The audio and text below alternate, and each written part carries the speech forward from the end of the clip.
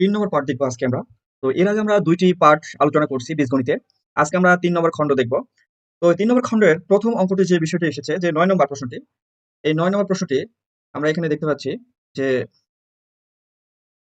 ৯ নম্বর প্রশ্নটি আমরা দেখতে পাচ্ছি যে এখানে x + y = 12 এবং x - y = 8 হলে x, y এর মান কত? তাহলে এর আগে আমরা যে অঙ্কগুলো করছি, তো সেই অঙ্কগুলো অনুযায়ী বা ওই সূত্রটি ব্যবহার হবে এখানে। আমরা x, y এর সূত্র আমরা কি জানি? x, y এর সূত্র আমরা জানি হচ্ছে x + y whole square minus x minus y whole square divided এখানে কত আসবে 4 ডিভাইডেড 4 আসবে।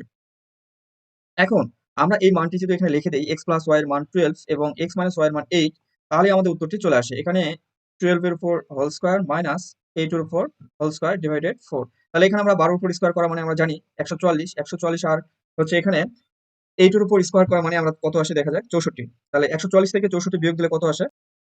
144 থেকে 64 আমাদের এখানে বিয়োগ দিলে চলে আসে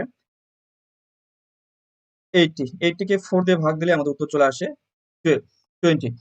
এই 20 হচ্ছে এই প্রশ্নের কারেক্ট অ্যান্সার। তার মানে সঠিক অ্যান্সার এখানে ক নম্বর হচ্ছে এই প্রশ্নের কারেক্ট অ্যান্সার। পরবর্তী প্রশ্নে আমরা চলে যাই।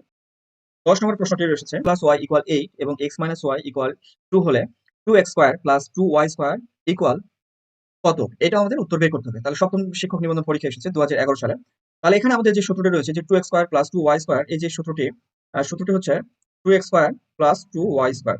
তো 2x square plus 2y square সূত্র আসলে নেই। এখানে আমাদের যে কাজটি করতে হবে 2 টা কমন নিলে তাহলে আমাদের একটা সূত্র এখানে তৈরি হয়ে যাবে যে 2x square plus y square, এটা একটা সূত্র।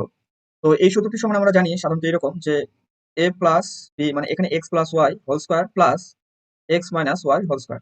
আমরা এখন যে কাজটি করব যে x প্লাস y এর মানটি আমরা লিখে দিলে কত আসে 8 8 এর উপর হোল স্কয়ার প্লাস এখানে x মাইনাস y এর উপর হোল স্কয়ার।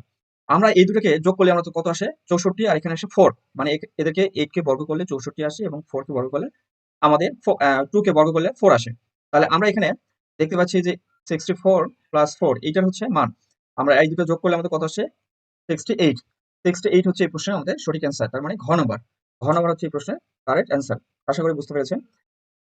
পরবর্তী ক্লাসে আমরা এর পরে যে অঙ্কগুলো রয়েছে সেই অঙ্কগুলো আমরা দেখব। ধন্যবাদ।